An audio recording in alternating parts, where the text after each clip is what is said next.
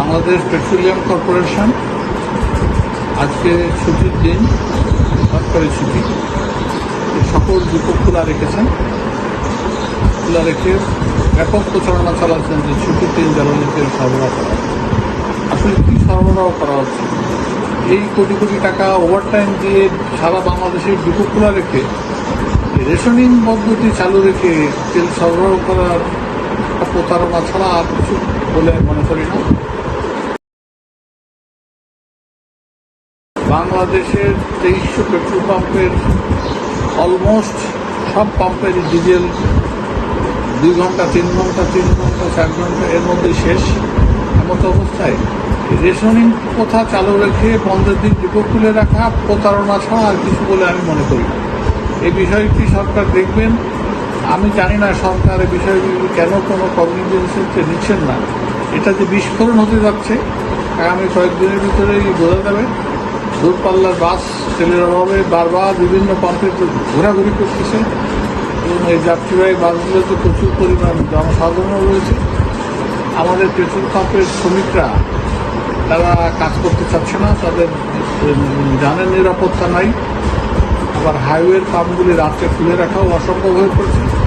আমার অনুরোধ, অনতিবিলম্বে এই প্রতারণামূলক সিদ্ধান্ত বাদ দিন। প্রয়োজন মাফিক জ্বালানি তেল সরবরাহ করুন। স্পেশালি ডিজেলের অভাবে চাষিরা তাদের শস্য উৎপাদন দারুণভাবে ব্যাহত হচ্ছে, যেটা আগামী কয়েকদিনের ভিতরে বোঝা যাবে। আমি নতুন সরকারকে অনুরোধ করব, আপনাদের স্পেশাল ইন্টারভেনশন দরকার। এখানে এই যারাই সিদ্ধান্তে আছে তারা সঠিক সিদ্ধান্ত নিতে ব্যর্থ হচ্ছে। অয়েল মার্কেটিং কোম্পানির যে সকল লোকজন প্রকৃত চিত্র জানে তাদেরকে ইনভলভ করুন এবং সঠিক সিদ্ধান্ত দেন। রেশনিং কোনো ঘাটতি পূরণের নিয়ম হতে পারে না। আপনারা একাধারে বলছেন পর্যাপ্ত তেল মজুদ আছে, অন্যদিকে সরবরাহ বেলায় রেশনিং করে একটি গাড়ি গতকালকে তার ধারণ ক্ষমতার 3 ভাগের 1 ভাগ নিয়ে গেছে, আজকে আবার ডিপো খোলা আবার গেছে, সেই 3 ভাগের 1 ভাগই তেল পাচ্ছে। এই প্রহসনের মানে কি?